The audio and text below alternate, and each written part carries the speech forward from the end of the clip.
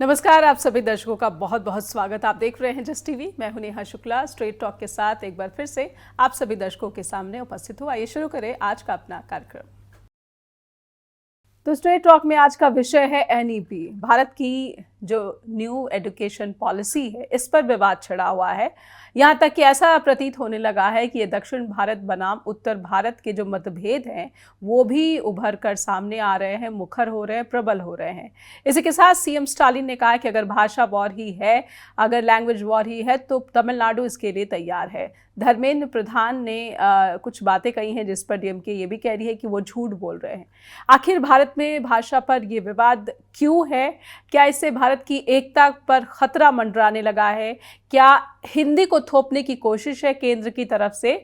और क्या ये दक्षिण भारत राज्यों की जो संस्कृति है, जो धरोहर है, उस पर भी एक तरीके से प्रहार केंद्र की तरफ से देखा जा रहा है?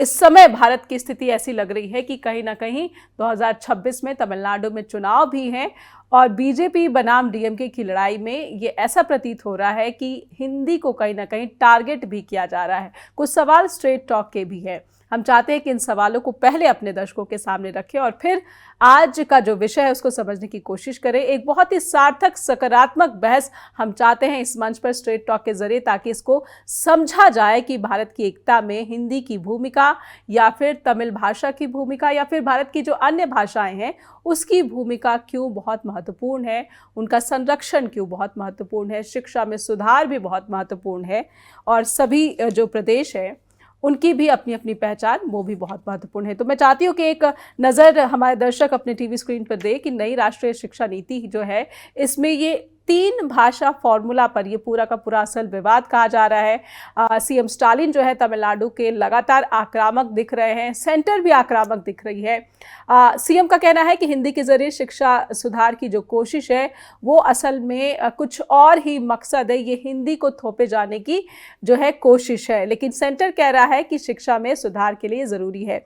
उत्तर भारत की तुलना में अगर दक्षिण भारत में शिक्षा की स्थिति देखी जाए तो वहाँ पर शिक्षा बेहतर स्थिति में है और ये दक्षिण भारत जो राज्य है ये विकास के नज़रिए से भी उत्तर भारतीय राज्यों के मुकाबले अच्छा परफॉर्मेंस कर रहे हैं, अच्छा प्रदर्शन कर रहे हैं।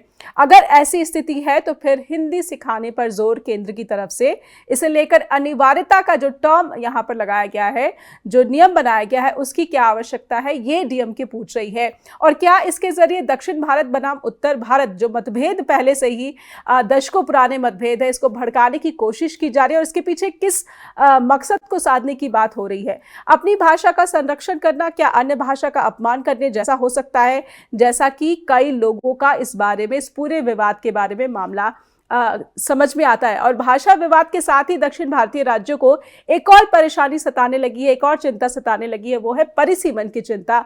इससे ये भी कहा जा रहा है कि उत्तर भारत बनाम जो दक्षिण भारत विवाद है इसको और तूल मिल सकता है और हिंसा भड़क सकती है। हमारे साथ आज जो मेहमान जुड़ चुके हैं स्ट्रेट टॉक के मंच पर, आइए उनका स्वागत कर लेते हैं। हमारे साथ जुड़ रहे हैं कोलकाता से वरिष्ठ पत्रकार है दिव्येंदु घोष। हमारे साथ जुड़ रहे हैं वे बासित जो कि पॉलिटिकल एक्टिविस्ट हैं, तेलंगाना से, हैदराबाद से जुड़ रहे हैं। और हमारे साथ जुड़ रही हैं प्रोफेसर अनुराधा जो कि एडुकेशनिस्ट हैं और हमारे साथ थोड़ी देर में जुड़ेंगे वरिष्ठ पत्रकार महाराष्ट्र से विवेक देशपांडे भी। आप सभी का बहुत बहुत स्वागत। और शुरुआत में देवेंदु जी आपसे करना चाहूंगी, ये जो 3 भाषा फॉर्मूला बताया जा रहा है ये नॉन हिंदी स्टेट्स के लिए, क्योंकि पश्चिम बंगाल में मुख्यमंत्री ममता बनर्जी लगातार अपनी सांस्कृतिक, अपनी भाषा परंपरा के संरक्षण का जो है दावा करती हैं और इसके फ्लैग बेरर के रूप में भी नजर आती हैं। क्या ये एनईपी का जो विवाद है ये किसी तरीके से हिंदी को थोपने जैसा है? कोलकाता में क्या इस वक्त इसे लेकर देखा जा रहा है? नहीं, देखिए, जो तृणमूल सरकार के पहले से जो मांग है कि ये जो शिक्षा नीति जो है, मतलब 2020 का जो शिक्षा नीति और 2025 में उसको इम्प्लीमेंट करना जा रहा है। तो पश्चिम बंगाल स्टेट का एक कमीशन बनाया था कि क्या होना चाहिए। तो उस कमीशन ने जो बताया कि स्टेट का अलग एक शिक्षा नीति होगा और ये शिक्षा नीति स्टेट ने इम्प्लीमेंट कर दिया है। क्योंकि ये जो 3 लैंग्वेज पर बात कर रहे हैं कि 3 लैंग्वेज सीखना चाहिए पहले से ही, मतलब प्राइमरी से, जो केंद्र का जो दावा है, जो जातीय शिक्षा नीति का जो कहना है कि प्राइमरी से 3 लैंग्वेज सीखना चाहिए, मतलब हिंदी, इंग्लिश और जो रीजनल जो लैंग्वेज है, एक इंग्लिश तो सीखना ही चाहिए, उसके बाद उसके साथ जिसका जो मदर टंग है, मतलब मातृभाषा जो है, उसके साथ कोई तीसरा लैंग्वेज।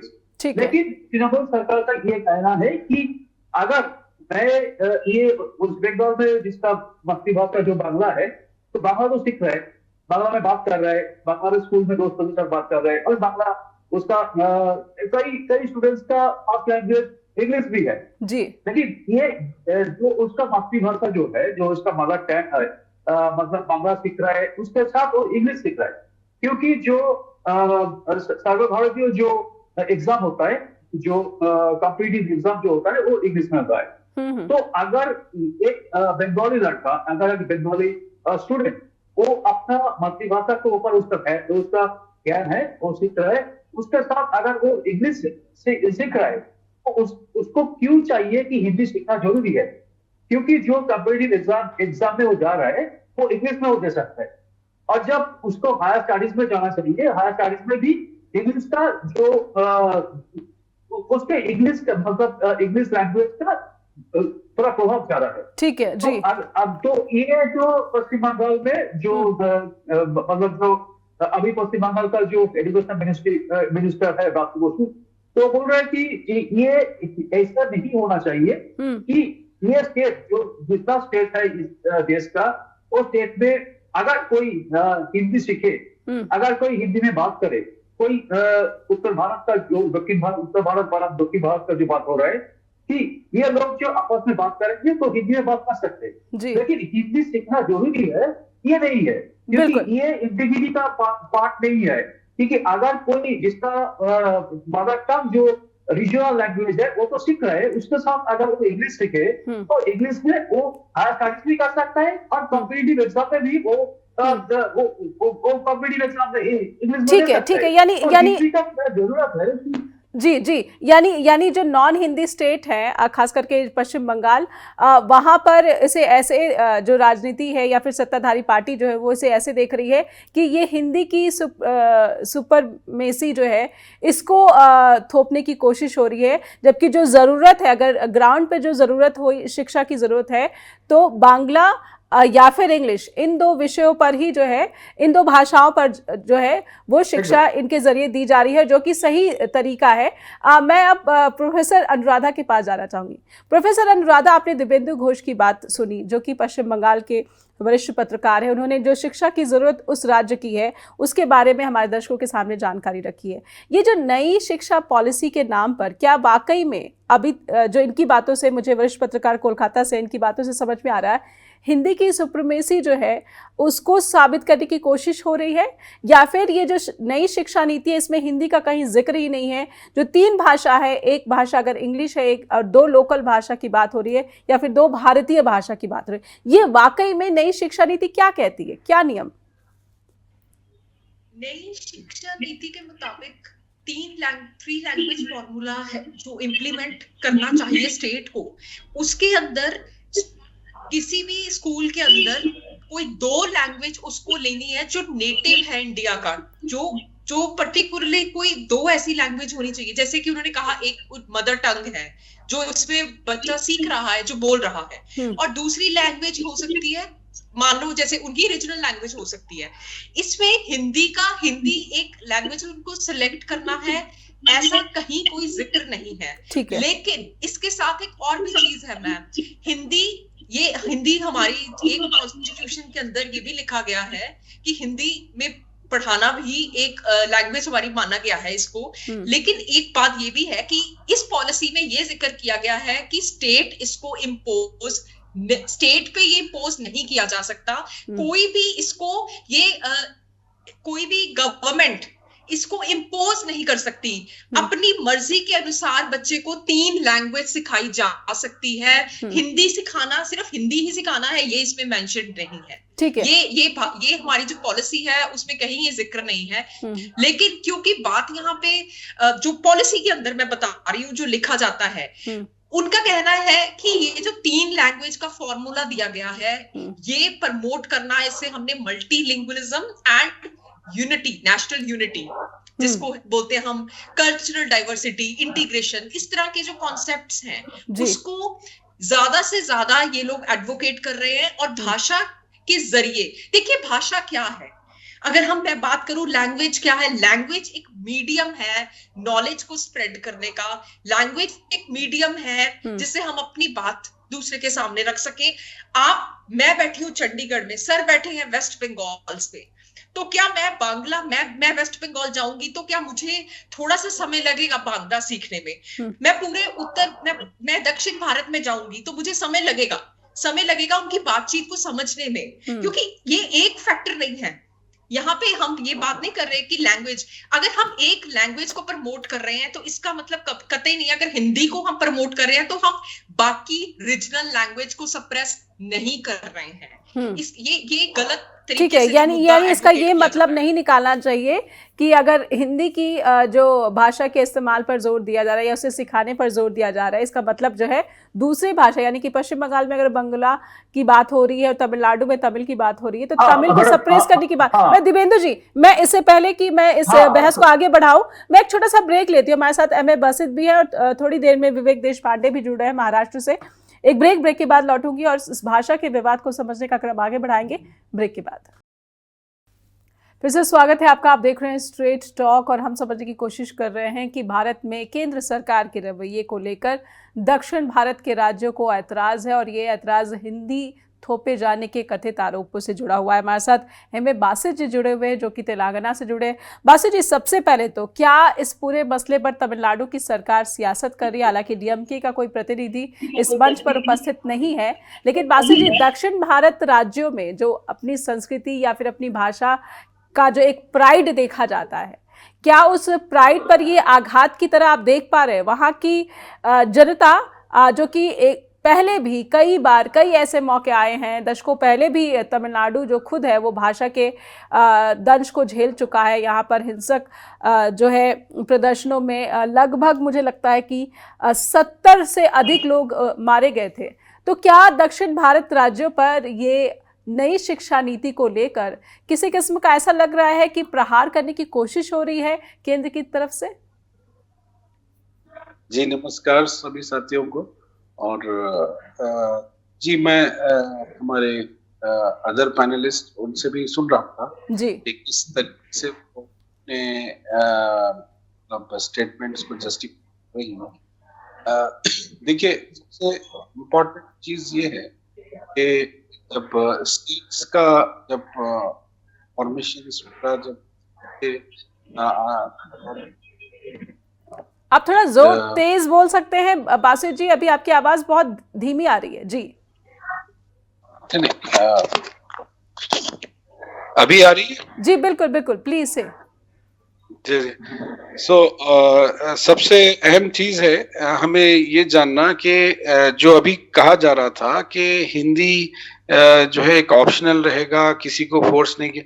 देखिए जो आजादी के बाद से जो जितना एरा हमारे मतलब सीनियर मेंबर्स या और भी लोग गुजरे हैं, तो उनका एक सक्सेसफुल एरा, एक जिंदगियां जो है ना शेप में आई हैं और उन्हीं के बच्चे हैं आज हम। और हम ये कह रहे हैं कि हम जो है मतलब फर्दर बेहतर करने के लिए, क्या वो बेहतर नहीं था उनके दौर में? और ये बात जो तो क्या ये जो नई पॉलिसी 86 की पॉलिसी थी, 1986 की पॉलिसी, तो इसको रिप्लेस किए जाने की जरूरत ही नहीं थी प्रथम दृष्टया? देखिए कोई चीज सबका मतलब यहाँ पर सबकी राय मशवरा और सबका एक्सेप्टेंस, एक कॉन्सेंसस डेवलप होना बेहद लाजमी है। ठीक है। And that is the need of the our.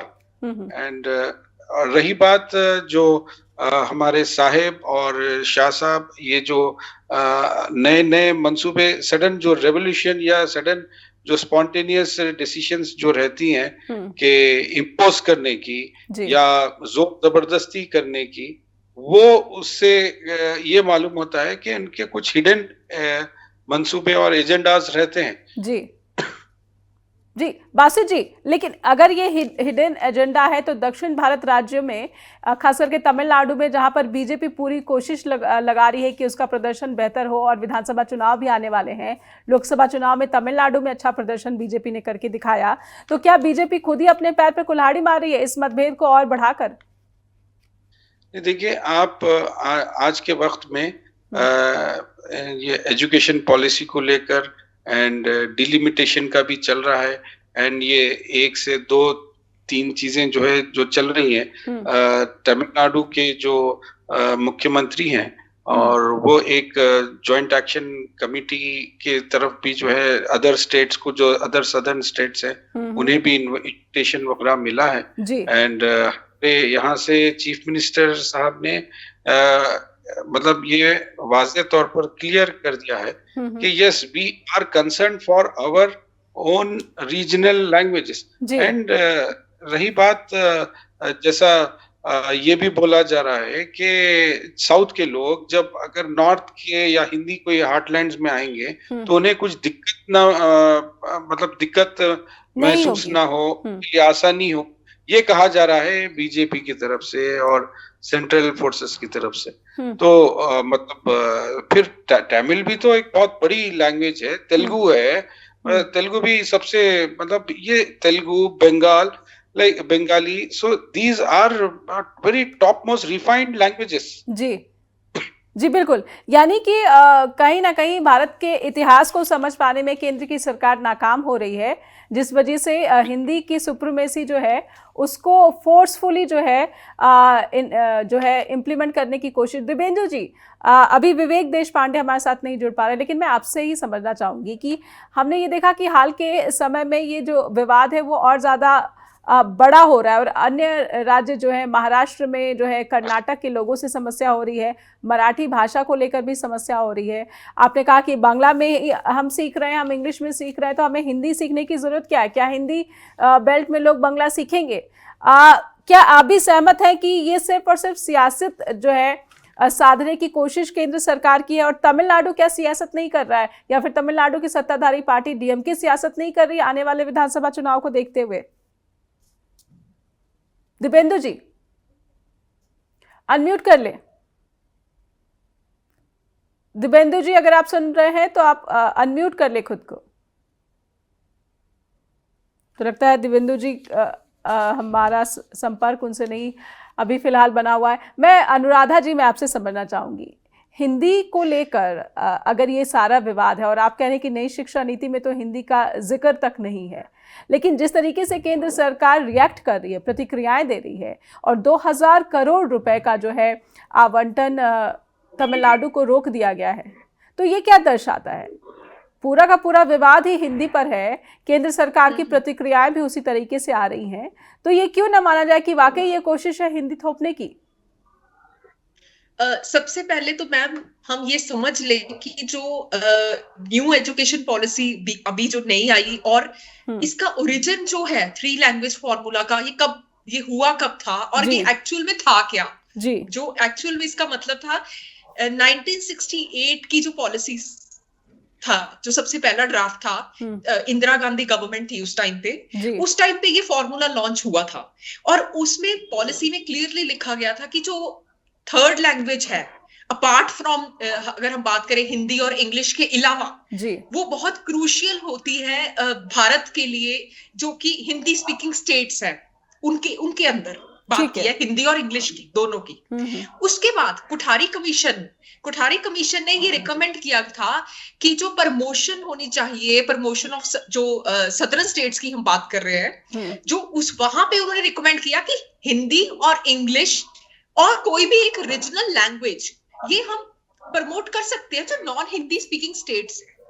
ऐसा नहीं है, वहां इंग्लिश का जिक्र किया गया है। जो पहली लैंग्वेज होनी चाहिए बच्चे की, वो मदर टंग होनी चाहिए, उसमें क्लियरली लिखा है, और वो या लोकल लैंग्वेज हो सकती है। और जो दूसरी लैंग्वेज होनी चाहिए वो कोई भी इंग्लिश भी हो सकती है, और कोई भी मॉडर्न इंडियन लैंग्वेज हो सकती है। इसके अलावा उसमें ये भी जिक्र किया गया था कि जो नॉन हिंदी स्टेट है, नॉन हिंदी स्टेट के अंदर दूसरी भाषा इंग्लिश और हिंदी दोनों में से एक हो सकती है। ये हमारा कहाँ से ओरिजिन। लेकिन अब क्योंकि चीजें जैसे आपने बताया कि सियासत चल रही है, चुनाव आने वाले हैं, मुद्दे उठाए जा रहे हैं, जी अब वो चीजें कहीं ना कहीं पे ये सारी चीजों का अब उसको मैनिपुलेशन मैम होता है एक्चुअल में। पर लेकिन प्रोफेसर अनुराधा, मैं आपको हमारी टोक रही हूँ, मैं अगर आपको टोक रही हूँ कि चलिए सियासत हो रही है, लेकिन केंद्र ने, अगर मैं शिक्षा के क्षेत्र को समझ पा रही हूँ, तो शिक्षा का जो क्षेत्र है वो पूरा का पूरा जो राज्य सरकार के अधीन आता है, ना कि केंद्र सरकार के अधीन है।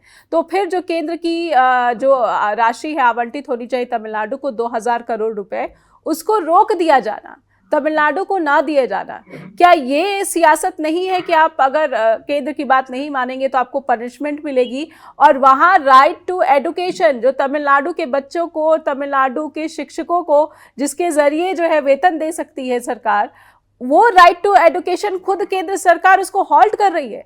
यहाँ पर सियासत, अगर एंड दोनों तारों को देखा जाए कि अगर तमिलनाडु में डीएमके सत्ता के लिए सियासत कर रही है, तो क्या सेंटर में बीजेपी सियासत नहीं कर रही है, जो कि आवंटन 2000 करोड़ कम राशि नहीं होती है? राइट टू एजुकेशन हॉल्ट खुद शिक्षा मंत्रालय कर रहा है। जी जी बिल्कुल मैम, मैं आपकी बात से बिल्कुल सहमत हूँ कि सिर्फ 85% जो है। मैडम एक बात जो वो शिक्षा मंत्री मतलब धर्मेंद्र प्रधान जी संसद में बोला है कि अनसिविलाइज, ये बात सही नहीं बोला है। तो उस अनसिविलाइज बोलने के बाद सब विपक्ष जो पार्टी है, सब विपक्ष पार्टी एक हो गए, मतलब डीएमके, कांग्रेस और तृणमूल कांग्रेस सब एक हो गए, क्योंकि संसद में खड़ा होके केंद्रीय शिक्षा मंत्री बोल रहे हैं कि अनसिविलाइज। क्योंकि ये जो बात पहले से मैं बोल रहा था कि वेस्ट बंगाल, तमिलनाडु, ये जो स्टेट्स है, ये स्टेट्स में 2026 में असेंबली इलेक्शन है, उसका एक बड़ा प्रभाव है।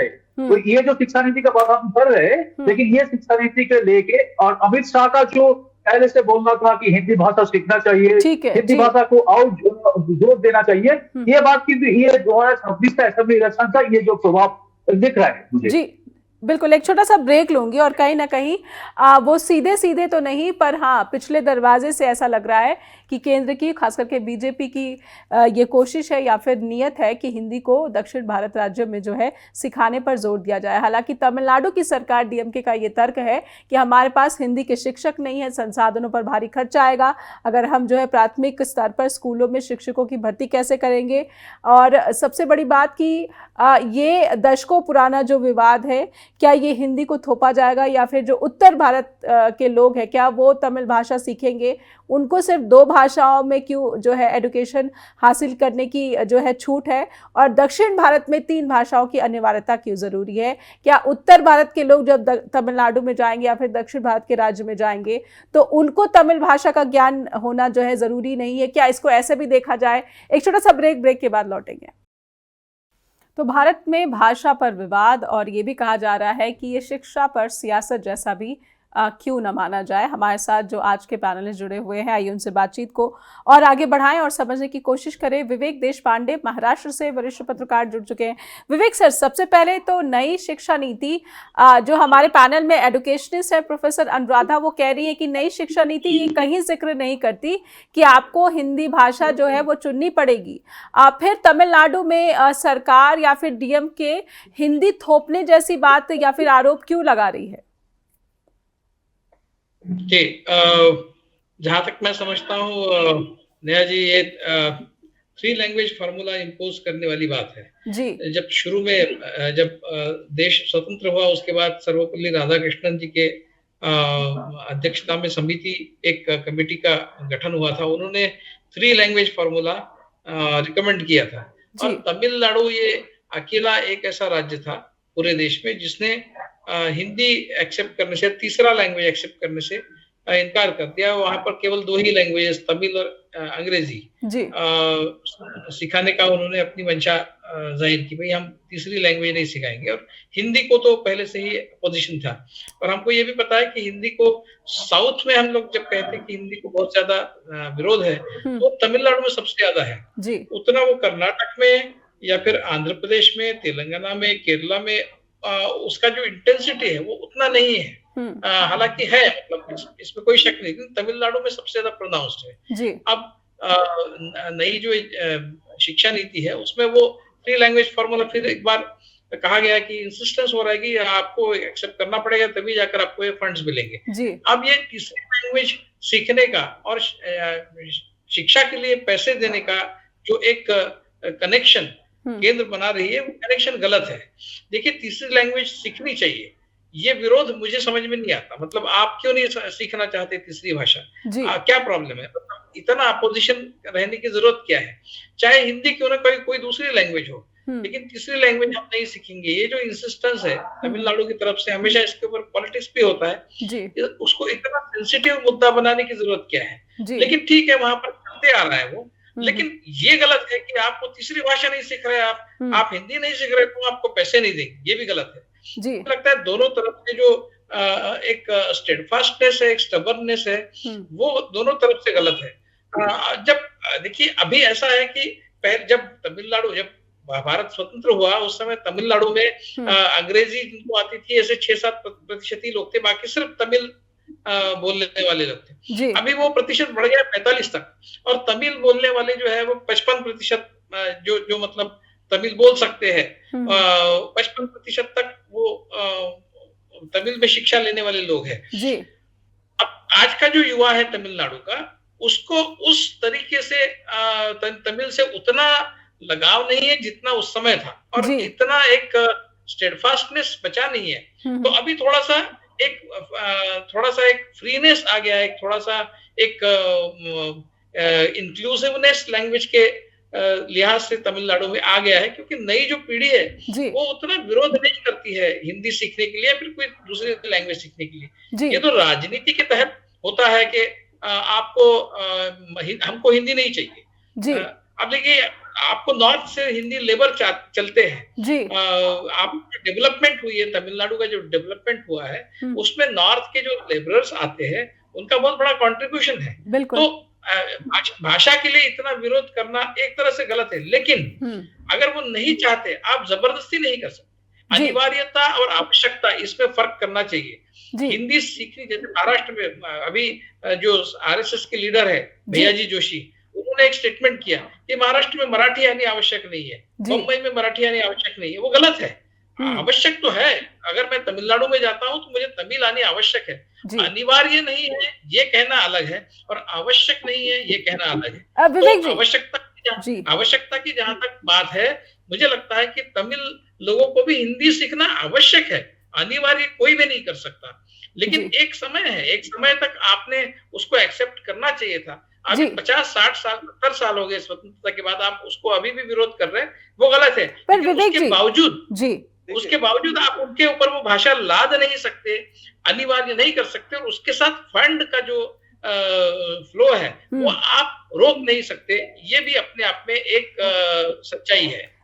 विवेक जी, मेरा प्रश्न ये है कि जब बात हम स्कूली शिक्षा की करते हैं, तो जो बालक है, जो बच्चा है, वो पहले से ही अगर मैं तमिलनाडु एक एग्जांपल लेती हूँ, तो वो तमिल भाषा भी सीख रहा है, वो इंग्लिश भाषा, अंग्रेजी भाषा जो है वो भी सीख रहा है, और अब उसे तीसरी भाषा भी सीखनी पड़ेगी, चाहे वो हिंदी हो या फिर कोई अन्य भारतीय भाषा क्यों ना। लेकिन यही बात में, अगर नई राष्ट्रीय शिक्षा है, पूरे देश में एक समान रूप से लागू होनी चाहिए। मैं उत्तर भारत के राज्यों में आ जाती हूँ जहाँ पर हिंदी मातृभाषा है, वहाँ पर अगर 2 भारतीय भाषा की बात होती है, वो अनिवार्यता नहीं है। ऐसी बात डीएमके की तरफ से कही जा रही है, तो क्या ये गलत प्रचार कर रही है डीएमके? नहीं, मुझे नहीं लगता कि नॉर्थ में, पता नहीं, आप थोड़ा सा इसको क्रॉस चेक कीजिए। नॉर्थ में भी 2 लैंग्वेज का ही फॉर्मूला है, नॉर्थ में तीसरी लैंग्वेज नहीं सीखी जाती, वहां पर कंपलसरी नहीं है, ऐसा मुझे नहीं लगता। मुझे जहां तक मेरी जानकारी है, केवल तमिलनाडु एक ऐसा स्टेट है जहां पर 3 लैंग्वेज फॉर्मूला लागू नहीं किया गया, क्योंकि उसमें उनका विरोध था।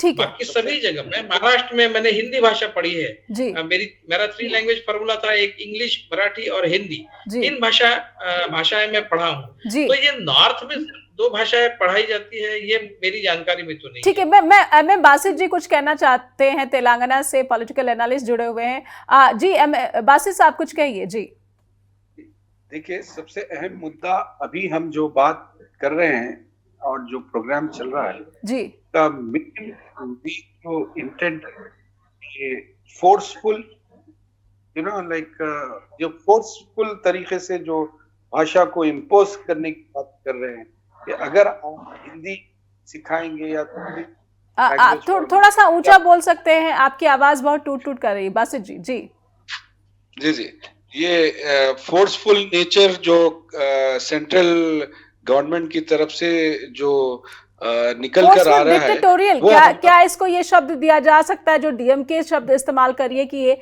डिक्टेटोरियल फरमान जैसा है कि आपको लागू करना ही पड़ेगा?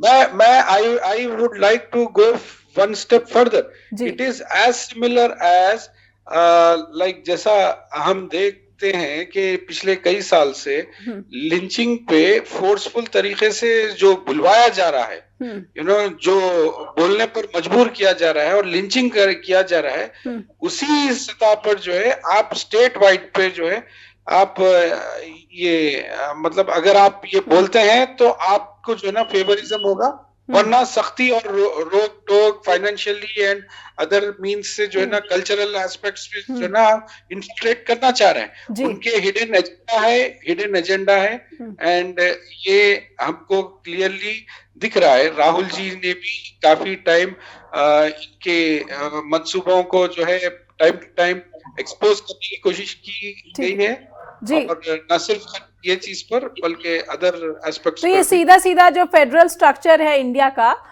उसके अगेंस्ट भी एक्ट लग रहा है आपको सेंटर का। तमिलनाडु में डीएमके गलत हो सकती है, लेकिन वो अधिकार जो उसके रोके जा रहे हैं वहां पर वो सही है और वो अपने भाषा का, तमिल भाषा का संरक्षण करे, इसका भी उसको अधिकार है।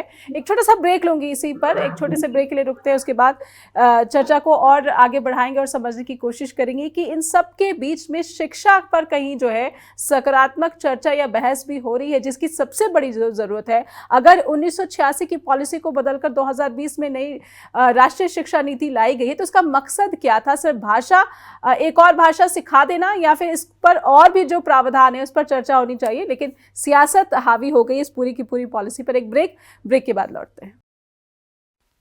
फिर से स्वागत है आपका, आप देख रहे हैं स्ट्रेट टॉक और दर्शकों को प्रोफेसर अनुराधा के पास लेके जाना चाहूंगी। प्रोफेसर अनुराधा, शिक्षा का जो उद्देश्य होता है कहीं ना कहीं पूरे समाज के विकास से जुड़ा होता है। हम अपने भविष्य के जो है उसके विकास को सुनिश्चित करते हैं इसके ज़रिए, और ज्ञान जो है कहीं ना कहीं पूरे समाज को बहुत आगे लेकर जाता है।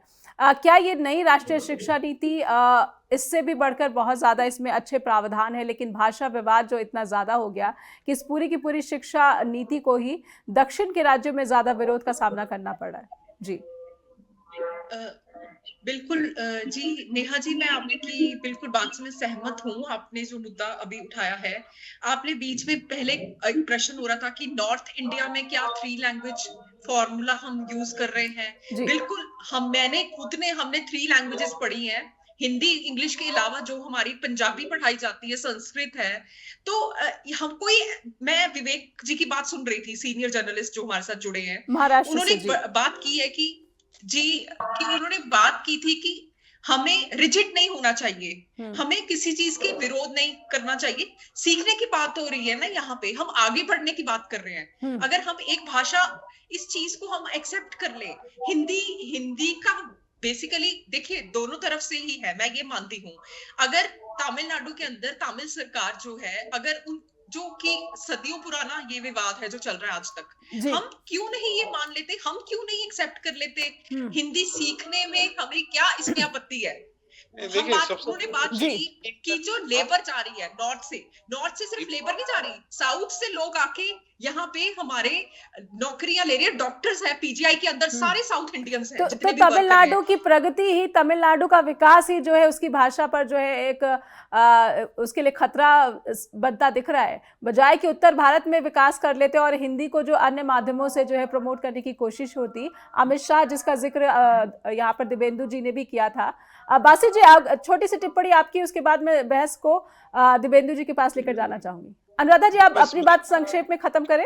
बासित जी, मैं आऊंगी आपके पास। अनुराधा जी खत्म करना है जी। मैंने एक उनका थोड़ा सा वो सुना है, इसमें जो मीडिया में आ रहा है कि वो कह रहे हैं कि हम नॉर्थ से बहुत आगे हैं डेवलपमेंट के अंदर बात करें। बिल्कुल, हमें जरूरत नहीं है बाहर जाके अपने लिए नौकरी देखने उनका की। उनका शिक्षा का स्तर जो है वो उत्तर भारत के राज्यों से बहुत बेहतरीन है जी, बहुत सब बेहतरीन है, मानती हूँ मैं, लेकिन वहां से लोग यहाँ नौकरियां करने आ रहे हैं, साउथ के लोग हैं। आईआईटी रोपड़ की मैं आपको देती हूँ एग्जांपल, वहां पे सारा बच्चा साउथ का है मैम, कोई बच्चा यहाँ पे हमारे पास लोकल बच्चा कोई नहीं है। पीजीआई के अंदर डॉक्टर्स है जो वहां पे आप देखेंगे बहुत 70% स्टाफ होगा जो साउथ से हमारे यहाँ आ रहा है। तो क्या लाइवलीहुड के लिए नहीं आ रहे हैं लोग? एक जो नई पीढ़ी है उसको तो जरूरत है हिंदी की। बिल्कुल बिल्कुल बिल्कुल। बासित जी संक्षेप में, जी समय बहुत ही सीमित है, मैं अन्य पैनलिस्ट के पास भी जाना चाहूंगी। बासित जी अपनी बात रखें। बस सभी से ये रिक्वेस्ट करना चाह रहा हूँ कि थोड़ा कल्चरल एस्पेक्ट्स, इमोशंस को नजर में रखी जो सदर्न स्टेट्स हैं। और रही बात ये साउथ नॉर्थ का ये जो चल रहा है, देखिए India is comprise with many different cultures. ये कल्चर्स का भी एक मसला है, न सिर्फ जबान का, जी कल्चर का, आइडेंटिटी, इमोशंस जुड़े हुए हैं, तो उसको समझने की जरूरत है। अगर तमिलनाडु स्टार्टिंग से ही सेंसिटिव है, एक सेंसिटिव स्टेट है और सेंटर इसको जी आप सिर्फ हम हिंदी हार्टलैंड्स को ही समझना, दूसरे स्टेट ऐसे नहीं, सब एक दूसरे को समझे। एंड ये भारत की खूबसूरती है। और रही बात ना करें, जबरदस्ती थोपने की बजाय समझाने का जो है डायलॉग जो है वो मिसिंग लग रहा है, क्योंकि 2000 करोड़ जो है तमिलनाडु के रोक ले। दिव्येंदु जी एक संक्षेप में एक लाइन में आपकी टिप्पणी, फिर मैं विवेक जी से भी छोटी टिप्पणी लेना चाहूंगी। जी मैं एक एग्जांपल देना चाहता हूँ कि एक बंगाली और एक तमिल का जो आदमी वो अगर आपस में बात करे, आपस में थोड़ा कम्युनिकेट करे, तो किस लैंग्वेज में करे? तो अगर हिंदी आप सीख जाए तो हिंदी लैंग्वेज में कर सकते हैं, लेकिन एक बंगाली के पास वो तमिल जो लैंग्वेज है नहीं जान पा रहे हैं, और तमिल का जो आदमी है उसको पास बांग्ला का ज्ञान नहीं हो सकता है। अगर आप हिंदी सीख जाए तो आपस में बात कर सकते हैं, आपस का जो कल्चर है, आपस का जो संस्कृति है, उससे आप अगर और ज्यादा जान सकते हैं। लेकिन ये बात सही है, मैं ये भी मानता हूँ कि हिंदी सीखना जरूरी है। हिंदी आपको जबरदस्ती आप आरोप की जा रहा है हिंदी, इसमें मुझे लग रहा है कि ये गलत तरीका है। और एक स्पेसिफिकली मैं एक बात बोलना चाहता हूँ कि बांग्ला में जो स्टेट का जो पॉलिसी जो निकाला गया है और स्टेट का पॉलिसी जो इम्प्लीमेंट किया गया है, इसमें बोला है कि प्राइमरी से 2 भाषा सीखना चाहिए, एक मदर टंग मतलब उसका बांग्ला और इंग्लिश, और अपर प्राइमरी से आप दूसरी भाषा ले सकते हैं, ये हिंदी भी हो सकता है, कोई दूसरा रीजनल लैंग्वेज भी हो सकता है। लेकिन ये बोला नहीं गया है कि आप हिंदी मत सीखो, ठीक है, आपका हिंदी सीखने का जरूरत नहीं है। लेकिन यही तो खूबसूरती है भारत की कि अलग अलग तरीके की भाषाएं हैं। मैं विवेक जी से एक छोटी टिप्पणी लेना चाहूँ। विवेक सर, भारत की विविधता की स्वीकार्यता तमिलनाडु में नहीं दिख रही है या फिर सेंटर में? किसका बर्ताव आपको ज्यादा आक्रामक दिख रहा है? विवेक जी आप सुन पा रहे हैं? तो लगता है विवेक जी हमारे अनम्यूट कर ले सर, अगर आप सुन पा रहे तो लगता है विवेक जी मेरी आवाज जी विवेक जी मैं आपको सुन जी जी जी ऐसा है कि दोनों पक्षों में एक तरह से एक स्टबर्ननेस है। मतलब हम हिंदी सीखेंगे नहीं, हम बिल्कुल नहीं हिंदी सीखेंगे जी, ये एक स्टबर्ननेस है एक तरीके का। और सेंटर में ऐसा है कि अगर आप हिंदी नहीं सीख रहे हैं तो हम आपको पैसे नहीं देंगे। ये भी एक तरह का गलत स्टबर्ननेस है, ये नहीं होना चाहिए। दोनों तरफ से ये मुझे लगता है ये गलत है जी। हिंदी किसी पर भी थोपी नहीं जा सकती, कोई भी भाषा किसी पर भी थोपी नहीं जा सकती जी। लेकिन मैंने पहले भी कहा कि अनिवार्यता और आवश्यकता, इसमें हम थोड़ा सा फर्क करें। आवश्यकता तो है, तमिल आदमी को हिंदी सीखना आवश्यक है, अनिवार्य नहीं है, आवश्यक है। इसलिए देखिए किसी एक तमिलनाडु के एमपी ने ये कहा था, मैं नाम भूल रहा हूँ, उन्होंने ये कहा था कि अगर हम हिंदी सीखेंगे तो तमिलनाडु की और भी तरक्की होगी, क्योंकि जब तमिल व्यक्ति नॉर्थ में जाता है, कहीं और जाता है, देश के किसी और भाग में जाता है, तो वहां पर उसकी हिंदी काम आ सकती है, क्योंकि हिंदी हर जगह बोली। लेकिन अगर हम हिंदी सीखने से इनकार कर दे तो तमिल व्यक्ति जो है वो नॉर्थ में जा नहीं सकता। वहां पर जाकर वो अगर कोई वहां जाकर झंडा गाड़ना चाहता है तो नहीं गाड़ सकता है। जो हिंदी सीखेगा वही वहां जाकर, तो ये माइग्रेशन तो होता है। माइग्रेशन जब होता है तो आपको लोकल लैंग्वेज सीखनी पड़ती है। तो क्यों, देखिए मारवाड़ी लोग जो है वो दुनिया के किसी भी कोने में चले जाए वहां की भाषा सीखते, वो तमिलनाडु में जाएंगे तो तमिल सीखते हैं। क्यों? और उसी से उनका बिजनेस भी प्रॉस्पर होता है। तो हिंदी को इतना विरोध होना नहीं चाहिए, लेकिन इनका मकसद ये है, ये जो हिंदू नेशनलिस्ट लोग हैं जी, इनका मकसद ये है कि हम आपके ऊपर थोपेंगे, आपको जबरदस्ती हिंदी सीखनी ही पड़ेगी। तो ये जो एटीट्यूड और ये आरएसएस के नेताओं के बयान और अमित शाह के बयान, धर्मेंद्र प्रधान के बयान से साफ झलकता है कि उनका इंटेंशन क्या है। अगर राष्ट्रीय शिक्षा नीति को लेकर आशंका तमिलनाडु में देखी जा रही है, सीएम स्टालिन में देखी जाए तो जी एक मुद्दा मुझे क्लैरिफाई करना था। मैंने जब कहा कि तमिलनाडु का जो जीडीपी है, तमिलनाडु का जो डेवलपमेंट है, उसमें नॉर्थ का भी कंट्रीब्यूशन इसलिए है कि जो वर्कफोर्स आता है, लेबरर्स का वर्कफोर्स आता है, वो नॉर्थ से आता है। बिल्कुल, तो महाराष्ट्र में भी यही है, महाराष्ट्र में भी वर्कफोर्स नॉर्थ से आता है। महाराष्ट्रियन लोग उस तरह का काम नहीं कर सकते हैं जिस तरह का काम वो लोग करते हैं, तो महाराष्ट्र में भी उनका कंट्रीब्यूशन है। इसलिए महाराष्ट्र में बाहर से जब लोग आते हैं उनके खिलाफ अगर मनसे और शिवसेना जैसी पार्टी जब उनके खिलाफ बात करती है तो वो गलत होता है। तमिल लोगों के खिलाफ भी महाराष्ट्र में जो कैंपेन हुआ था बाल साहब ठाकरे के समय, वो गलत था। बिल्कुल, हर एक का अपना कंट्रीब्यूशन होता है, उसको एक्नॉलेज करने की जरूरत है। लेकिन तमिलनाडु में इतना स्टेडफास्ट रहने की जरूरत नहीं है। तीसरी भाषा कोई भी सीखिए, आप हिंदी सीखिए, जो भी है, लेकिन हिंदी की अनिवार्यता जो है वो गलत है। उसको अनिवार्य करना गलत है। आप प्यार से समझाइए, एक्सेप्ट करते हैं तो ठीक है, नहीं करते हैं तो आप पैसा रोक सकते हैं उनका, ऐसा नहीं है जी। बिल्कुल, पैसा रोकना जी। समय समाप्त हो गया। बहुत बहुत धन्यवाद करना चाहूंगी विवेक सर आपका भी, दिव्येंदु सर आपका भी, एम.ए. बासित जी आपका भी, और प्रोफेसर अनुराधा आपका भी, कि आपने समय निकाला हमारे मंच पर, खुद स्ट्रेट टॉक के मंच पर, पश्चिम बंगाल से, महाराष्ट्र से, पंजाब से, तेलंगाना से। ये भारत की खूबसूरती है कि यहाँ पर इतनी भाषाएं हैं और सांस्कृतिक धरोहर की भी जो है कमी नहीं है, अनेक धरोहरें हैं। लेकिन इसके आपसी सामंजस्य पर जिस तरीके की पूर्ववर्ती केंद्र सरकारों ने अपनी नीति दिखाई थी, उसका प्रदर्शन किया था कि वो भारत की एकता पर जोर देते थे, ना कि जो फेडरल स्ट्रक्चर है उस पर कंट्रोल करने की कोशिश करते थे या फिर उसको नुकसान पहुंचाने की कोशिश करते थे, जो मौजूदा वक्त में केंद्र सरकार की तरफ से नजर नहीं आता है। ये कहीं ना कहीं भारत की एकता पर एक खतरे की तरह भी देखा जाना चाहिए। आपको इस विषय पर कुछ बात कहनी है या फिर आपके कुछ अन्य विचार हैं तो हमें लिखकर भेजिए info@justbroadcasting.com या फिर neha@justbroadcasting.com पर भी ईमेल पहुंचा सकते हैं। जुड़े रहिए जस्ट टीवी पर। नमस्कार।